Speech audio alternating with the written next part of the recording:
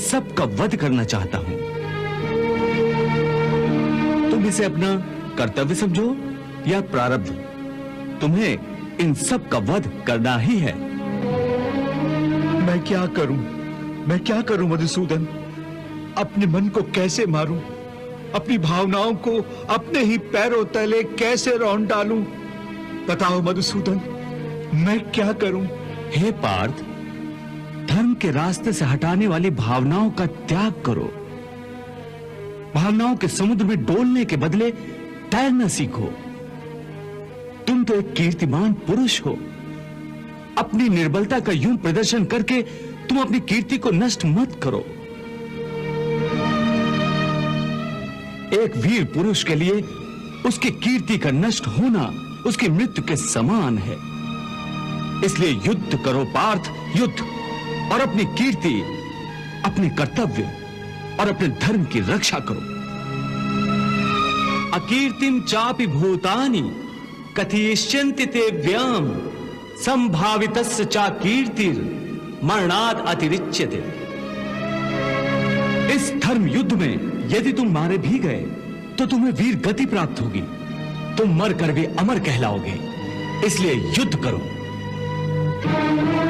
हतो वा प्राप्स्यसि स्वर्गम जित्वा वा भोक्ष्यसे महीम तस्माद् उत्तिष्ठ कौन्तेय युद्धाय कृत निश्चय। हे वासुदेव, तुम तो जानते हो कि मुझे अपनी मृत्यु की चिंता तिल भर भी नहीं है।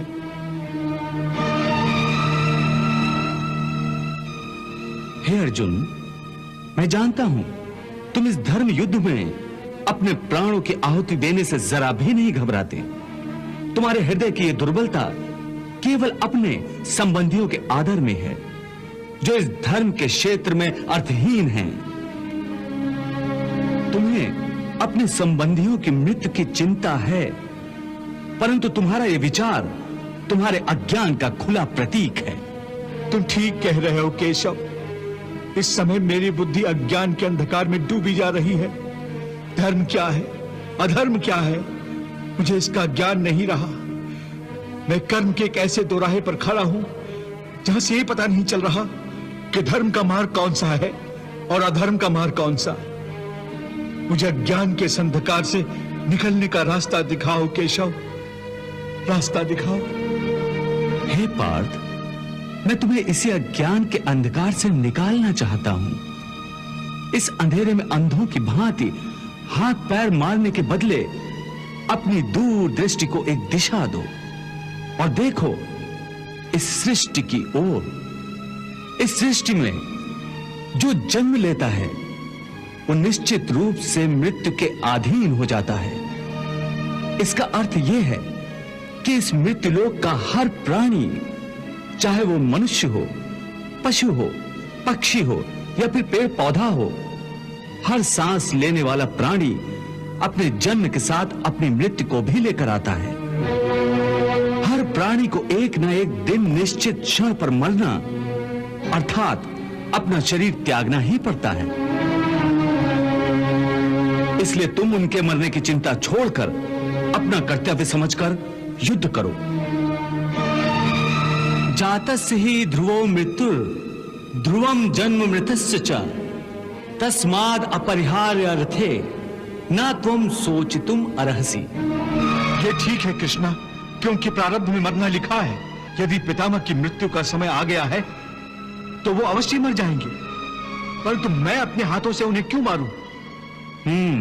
तो स्वयं अपने हाथों से अपने भीष्म पितामह को नहीं मारना चाहते हो? यही सत्य है माधव। मैं अपने भीष्म पितामह को अपने हाथों से नहीं मार सकता। तो ठीक है, मत मारो, परंतु पहले मुझे ये तो बताओ कि कौन है तुम्हारे भीष्म पितामह? कहां है तुम्हारे भीष्म पितामह? ये क्या पूछ रहे हो? तुम्हें दिखाई नहीं देते क्या?